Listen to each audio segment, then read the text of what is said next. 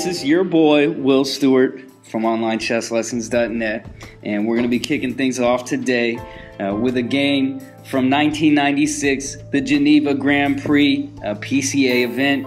And with the white pieces, we've got Viswanathan Anand, our current world champion, versus, one of the best players ever, Garry Kasparov, with the black pieces. And so we're going to be kicking things off today. Anand comes out swinging with e4. And what does Kasparov play? We're going into an open Sicilian here with d4, knight takes d4. And here with a6, Kasparov signals that he wants to play his patented Najdorf defense. And so Anand plays bishop e3. And this is leading to normally the English attack with f3, although you can transpose to a couple different lines, the Opusensky with bishop e2, for example. Maybe even Fischer-Sozin with bishop c4, although I'm not so crazy about that. But normally f3 is going to be followed next. And so here, Kasparov plays an anti-English line that he really developed back in the 90s. This game was in 96. Kasparov was really playing this line a lot. This knight g4, and basically it just, says to the bishop, what are you going to do, guy? A lot of people actually with white will play bishop c1, and black just goes back. And sometimes you'll see some grandmaster draws like this. But Anand, and this was a 25-minute match. It's kind of the mini-match, rapid knockout format that the PCA was using in this Grand Prix event. And Anand's got white, right? You're playing a mini-match, especially you got to try to win with white. And so he plays bishop g5. Kasparov plays h6. And after g5 and bishop g3, this is kind of the starting point for this line. And so black usually plays bishop g7. White has a lot of options. He can play h3, f3, queen d2 here. Anand goes with kind of the more positionally sound line where he develops a piece, puts the question to the bishop, or to the knight here, rather, on g4. And, knight e5 is certainly possible, but Kasparov plays h5. I think this is still the main line today. And so h5, the idea is to support the knight and also threaten h4 soon. And so this anti-English line with the knight g4, I played it a couple times myself. It is very interesting, really highly dynamic positions in the middle game. And, it's very different. It's very complicated. And I really like black's position. It looks like black's game is completely ridiculous. But the big benefit for black is that he's got this e5 square for his knight. And that is a very important square, and he's locked that down nicely with the pawn here on g5. So we'll continue. Anand captures the knight, and I think to stop it from going to e5, really. And so now Kasparov goes with bishop takes. Also possible to play pawn takes. Personally, I like bishop takes a little more, though. I think it flows better to not let these pawns get doubled here. And so f3, certainly logical, and now bishop back to d7. In some lines of this anti-English, you will see the bishop go to e6, but I think after having played h5, it just, maybe this is a little bit too loose here with these pawns, possibly an immediate h4. It just feels you're trying too hard. The pawns are too loose. So Kasparov goes bishop back to d7. Now, white just, kind of sidesteps. He tries to take the sting out of a pawn advance by black. And knight c6, so just calm development here. Let me see queen d2, and Kasparov plays knight e5, and this is not so calm. Actually, this is pretty aggressive. So what's the deal with knight e5? The knight is extremely well placed. White can't really kick it out with f4 right now. And it's also threatening to hit the c4 square, where the knight on c4 is an absolute monster. Well, white's critical response would have to be queen takes g5, and this actually loses the queen on the spot. So knight e5 was a pretty nice, very sharp move. And if queen takes g5 here, we have simply bishop h6. And now the queen only has, I guess it's got 3 squares. It can go to h4, g3, or take the pawn on h5. Well, let's make it easy. If he takes on h5, we play check, discover attack on the queen. That's a queen for a piece. It's a pretty good deal. If queen to g3, we're simply going to play h4. The queen is trapped, and we have the same check as in the previous example. And if queen h4, just knight to g6. And just it's the same story. There's absolutely no way out for white's queen. I mean, it's completely trapped. So that's a nice move. Knight e5. It certainly seems to work. White can't touch the pawn, and black is playing very quickly with you know, his pieces in the center and everything, really upping the pressure against white early on. So white decides to castle kingside, and this was probably a good call, though. You know, he is kind of castling into an attack. The thing about castling queenside is that this knight c4 move is just so strong. The knight is just devastating there with the half-open c-file. Black's queen must surely go to a5 soon. The bishop pointing at his king. You know, this looks like the opening has gone pretty well. So going queenside, that's a mess. Going kingside, you're still castling into the pawns. But, you know, the thing is, if black doesn't get a really good position, or at least, you know, if he doesn't get a good position out of the opening, if he's unable to maintain the initiative and maintain his attack, he's going to be in some trouble strategically. Long term, he's got some holes. You know, these pawns can become big weaknesses long term. And also, not to mention, white's knights are pretty well placed in the center. So here, Kasparov plays e6. So he takes care of the problem with the knights. You know, the knights no longer have f5 and d5.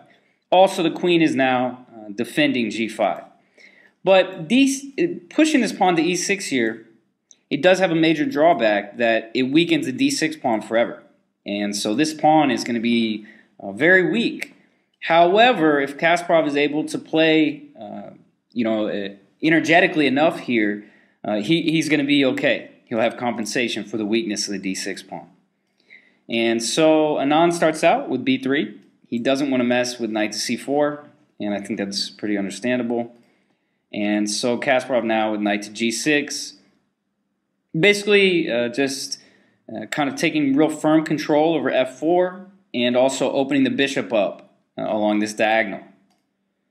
And so rook to d1, applying some pressure. I think rook fd1 didn't make quite as much sense because this bishop is just hitting that rook, you know, in long term or whatnot. So I think this makes sense to put the rook on the d and maybe the e file later. And so now Kasparov starts spicing things up. There's no surprise there. He wants to open lines against black's king, or against white's king, rather. And here, you know, white could maybe try to win the d6 pawn, let's say with knight to e2. This is a really sketchy move, though. And allowing Kasparov, nonetheless, allowing your opponent to open up this h-file and this attack here, you know, it's not even that clear you're even going to be able to take d6. Black can actually, you know, similar to tactics in the game, rook to c8. And the problem is white can't take d6 because he loses a piece. And he loses a piece, flat out. So it's pretty tough. I mean, it's like, where do you know, how do you defend this pressure on the c file so you can take the pawn on d6? It's very difficult. It's not an easy question to answer. Maybe bishop to d4. I mean, maybe that could work, but I'm really not that convinced. You know, maybe just e5. It's kind of an ugly move to make, but would open some lines. Hey, just kind of on a conceptual basis, I think if black can maintain counterplay against white's knight here on c3, then black is going to be okay. He'll have compensation for the weakness of d6. So in the game, Kasparov pushes forward with g4. White decides, I think pretty prudently here, to keep the king side closed. And Kasparov just continues, you know, pushing in the heat here. And, well, it looks like maybe he wants to establish a focal point on f4. Maybe he wants to push the g-pawn or the h-pawn. Either way, you know, he's trying to fix the pawn structure very ambitiously on the king side. And so white does play knight d2. And so white kind of defending some threats here on the king side. Also, the knight defends the knight on c3. And so white is actually threatening to take the pawn on d6. So Kasparov with h3, he says, hey, man, you want to take the pawn? You know, do you really want to take the pawn? and weaken your king side this much. This would be very risky. Let's just say if king takes, I mean, maybe knight to h4 check, trying to come in. I mean, it's just sketchy business. g3, maybe in some lines. I don't know. I mean, there's so much stuff hanging over white's head here. And so, I guess, he could have taken on d6, but it was really sketchy. It was pretty dangerous. So Anand, he plays g3, and he tries to blockade the king side. And so he does achieve a blockade, but now black has kind of lasting space advantage and pressure on the white king. And so now Kasparov with rook c8, queen takes d6 doesn't work because the bishop takes c3 or rook takes c3. And so white plays e5. It's a pretty nice move. He is ready to sack a pawn if necessary. First of all, he's trying to shut down the bishop. But if bishop, let's say if pawn takes e5, I think knight to e4. And this d6 square is looking pretty juicy here for white. This is looking nice, like a pretty nice square. And so, I guess Kasparov didn't really feel like allowing that, so he played d5. And so that after e5, this is a big positional victory for white. Even though he didn't get to win the pawn, he does get to shut out black's best piece, the bishop here. He gets to shut it down completely. Also, black does have the two bishops. Black's light square now, it's going to be a lot more difficult to work with these pawns around white's king on this diagonal. So making black push this pawn, a big positional victory for white. So knight to d4, and white's position really does look pretty good here. I mean, black spent so much time pushing these pawns up here, spent like 8 moves, and now they're completely blockaded. And so with the knight on d4, I mean, let's compare the pieces, right? Knight on d4 to bishop on d7, I mean, the knight on d4 is killing it. So I think that white's position looks preferable here. It seems to me. I mean, it just straightforward. Black castles seems a little crazy, but I guess if he pushes, we can just take on f5 and take on e5, and well, white is going to be spicing things up a little bit, but it looks like this is really going to benefit black. He wins a pawn, he opens a position, and especially opening the position, we're going to see really benefits black in a lot of these lines because he's got the pawns just hanging out by white's king. So white has achieved a blockade on these pawns, but if the position opens up, if black can land some pieces on that diagonal, then white is going to be in some trouble. And so we'll see how Kasparov kind of uses that against Anand. Anand plays queen to d3. I think he's just trying to improve his position a little bit. Maybe kind of eye this knight here, and maybe kind of get ready. Maybe trying to set up some tactics on e6, whatnot. And so now Kasparov plays f5. And if he can get away with this move, he's going to have he's starting to turn the tides now. And it seems like he is going to get away with it. I mean, basically the critical move here would be en passant. And so I think, rook takes or queen takes are the only move. You have to defend the knight. And if queen takes, I don't know. I mean, I think white still has a pretty good game. Maybe this would have been preferable for Anand. I mean, it's dangerous. It's very dangerous to open the position with these pawns right over your king. But also moves like f5 here.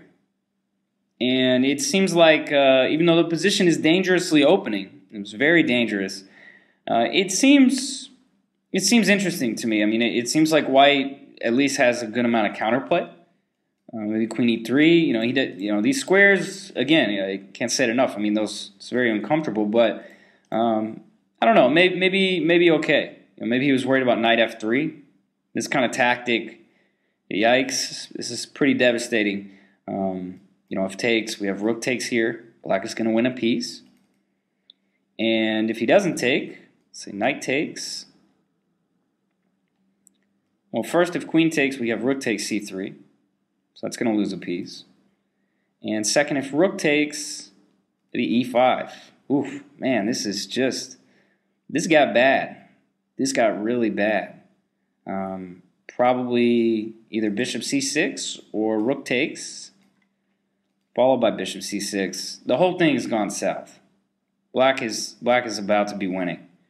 Either with just bishop c6 here, I mean, he's going to win a lot of material. So I think that line, that was a pretty nice sample line that illustrates, you know, kind of the dangers white faces if he does in this position. If he does go with the en passant here, if he does take here, you know, opening up the game, and f5 would be the logical move, and that just gets messed up. I mean, this just gets busted. And if not f5, I mean, you know, I don't know. Black is going to be able to resituate here, and it looks like he's got a nice game. You know, the more open the position becomes, the more his two bishops and his extra, you know, threats around white's king are going to be felt.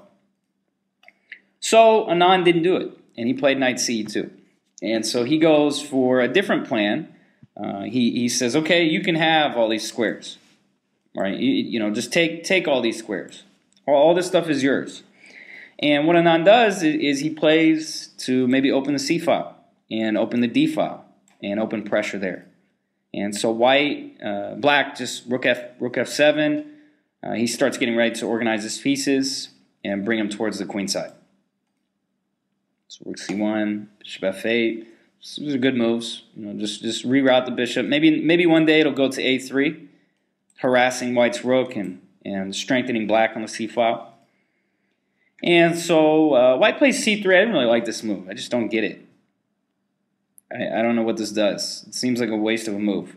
I guess, you know, bishop b4, but that wasn't really, you know, like that didn't really do anything either. So I think c3, I just didn't like it.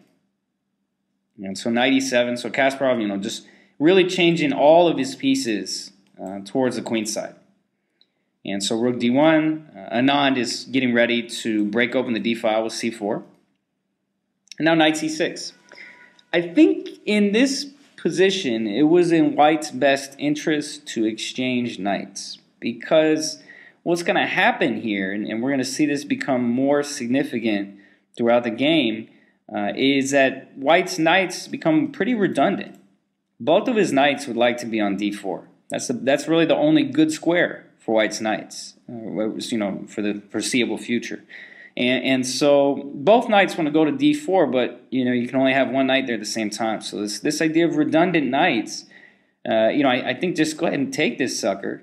You know, pawn takes, not really a concern. You could either snatch this pawn if you wanted, or probably just c4. And it seems to me that white has a very nice position. Black's bishops just don't have anywhere to go. So I think taking the knight, you know, if knight takes, we just knight to d4. And it seems like this would have been significantly better for white. Instead, Anand played c4 here. Kasparov takes. Rook takes. And so now black kind of wants to play b5 to push this guy back. But the problem is moves like knight takes c6, and we're going to feel this pressure on the d file. And this looks very good. Very good for white. Rook takes here. White is just dominating. And what else? Knight takes, if he takes here, I believe, maybe knight takes d8. This looks pretty nice. It just seems like, shoot, man, I mean, even queen takes. Just with the pressure here on the d file. And white should be winning a pawn here. If rook takes, we just take it. And white's up a pawn. Active rook. So anyway, just a sample variation, playing b5 with all this pin-up pressure here. Probably not the best move for black. And so that's why Kasparov goes queen e8. Also, queen e8 defends this e6 pawn. And so now the problem is, for white, the position is open like this, is that if he plays knight takes c6 now, he's just helping black put his bishop on this monster diagonal. Knight to d4 is going to run into a bunch of different moves, but mainly the bishop just dominates incredibly. It's got a home on any one of these squares, wherever it wants to go. Say bishop e4.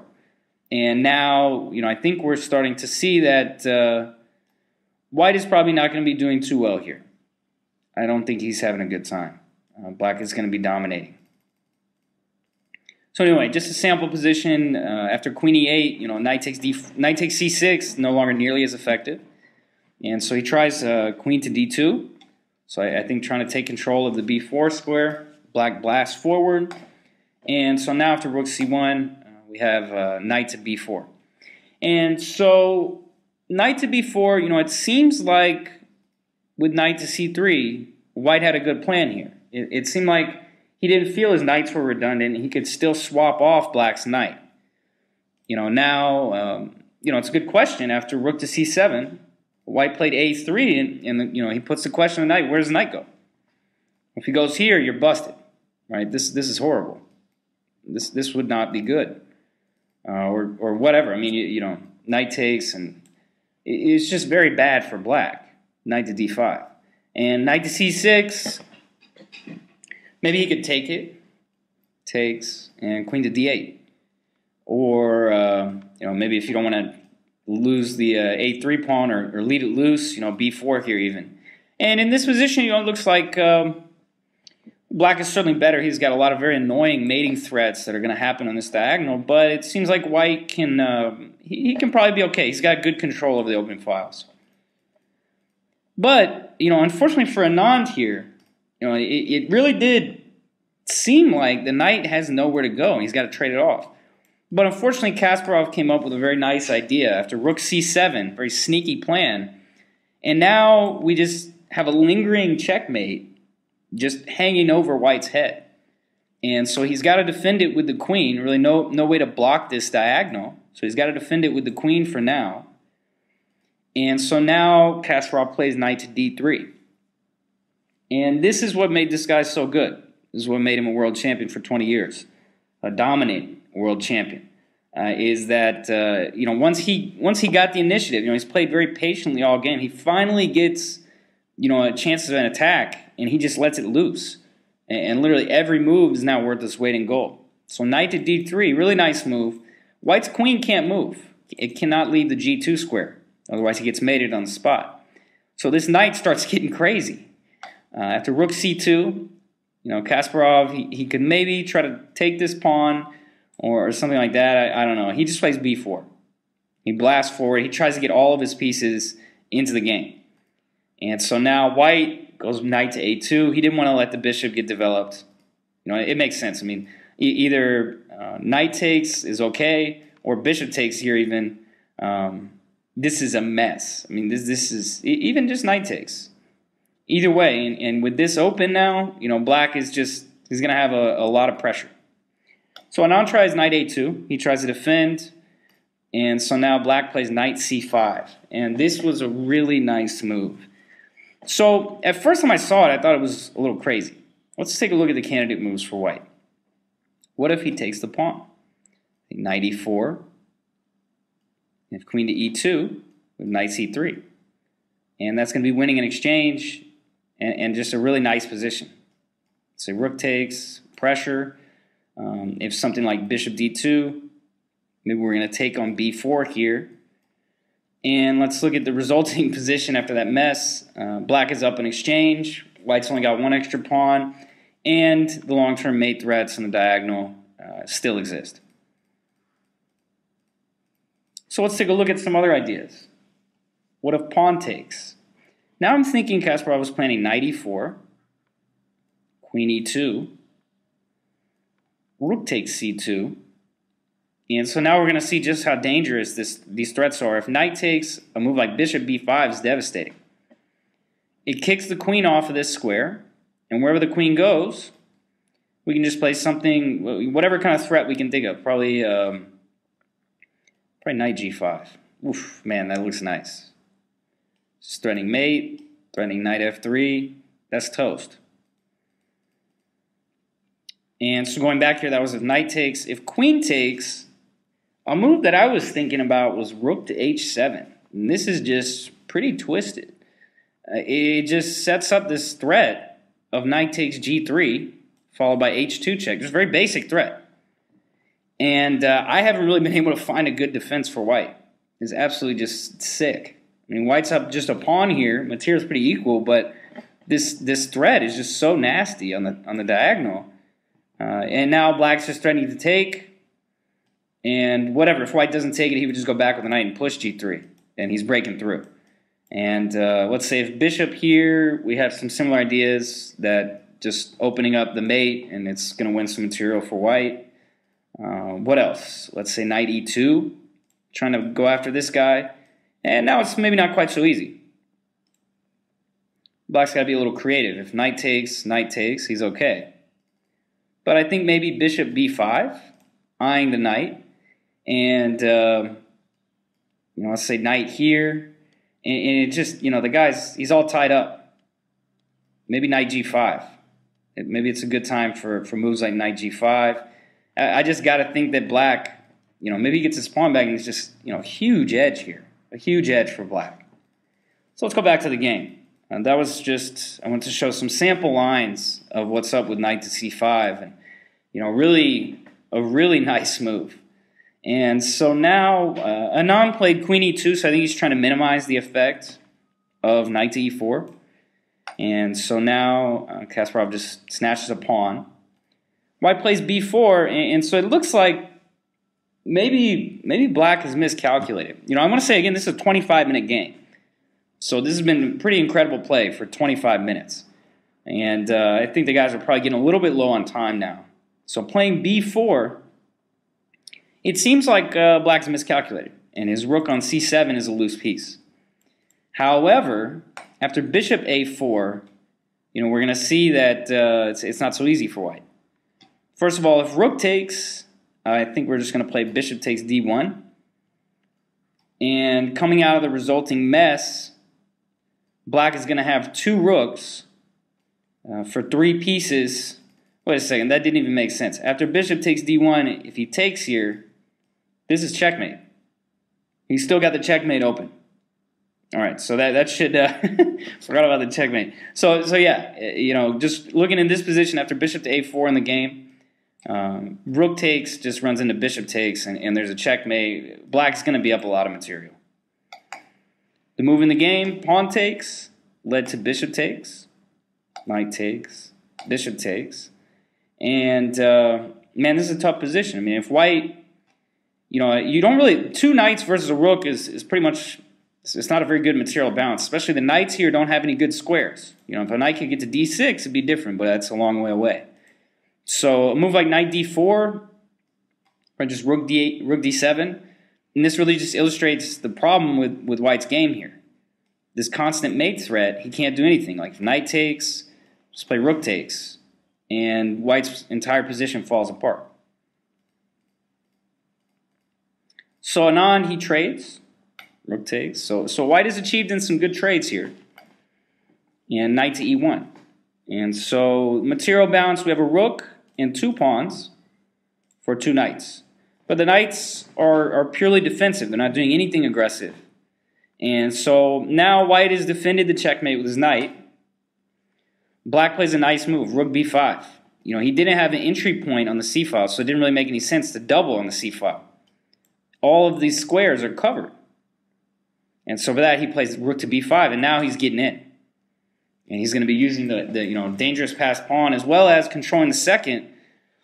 It's a nice threat. So white, he finally can activate his queen. Now the mate is defended. See rook to b2. Kasparov is just crazy. He doesn't even care. He's just going for mate here. And so after queen e6, Anand plays his cards. I mean, he's got to get some counterplay. We see rook or queen to a7 here. That's right. Very sneaky by Kasparov. If rook g2, the obvious threat, I think king f1, and it's not really that easy. This might even be a draw because white, if first of all, you can't move off the 8th rank with your queen. We have queen g6 check, rook d8 is mate. And so second of all, if you can't move the queen off, I mean, it's kind of like, what do you do? Rook takes, and it looks like white, with a series of checks here, is probably going to be able to hold this. I don't really see, it looks pretty tough. I mean, I think white is maybe going to be able to hold this position. It's going to be difficult. Difficult for black. So instead, in this position, instead of rook to g2, he played queen a7. And so this was just very nice. Very subtle check. And so white can't go to f1. He gets mated on the spot. So he goes king to h1. And now the point of Kasparov's plan, why he let Anand come in and take the pawn on e6, he sacks the rook. And it's a temporary sack. We have a forced series of checks here. White is helpless, and black's going to get his money back here. He takes the rook on d1. And so he only got one pawn for the rook, but that was a pretty important pawn there on h2. Now black has two very advanced passed pawns. And, white is in a lot of trouble. White's main problem is that he can't draw. He played king f1 here. I mean, just an example of check. Another check. And I think something, the queen is covering d6. And I think something like this, maybe, like queen h4 and probably king d7. White's out of checks. Black has two passed pawns. He's threatening the knight. It's the king here. And, black's got to be winning here. I mean, maybe just queen d5, just to consolidate the position. Still eyeing these squares, defending. I mean, black's got to be winning here. And so white doesn't have a perpetual check in this position. So really just very well calculated. And so white, he tries to defend. Black, he just comes back. Let's make it easy on ourselves. Trade queens. These two passed pawns and the rook will be more than enough to win. White tries to snatch a pawn. And not just snatching a pawn, he's also threatening e6. And black just plays h2. E6, not that much of a threat, really. He can just make another queen.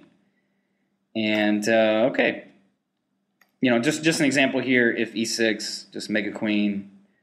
And there's probably some kind of checkmate coming soon. So, after in the game, white played check. He tries to throw a couple more checks. And in this position, white resigned. He can't stop the pawn from promoting. And he's run out of checks. So what a psycho game. I mean, this was only a 25-minute game. Such an incredible amount of strategy and tactics.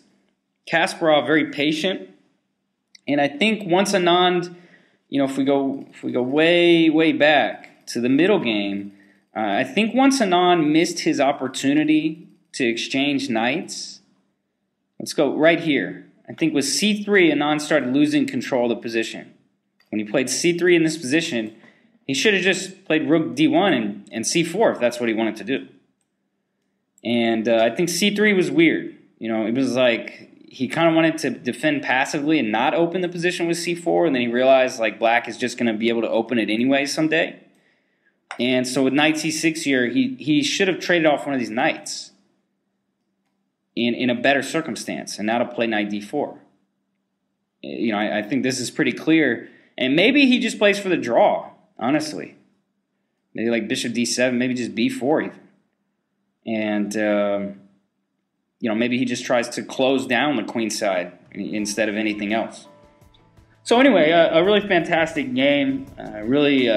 Those Kasparov and Anand battles in the 90s were pretty nice. So this is Will Stewart from OnlineChessLessons.net, and thanks for tuning in.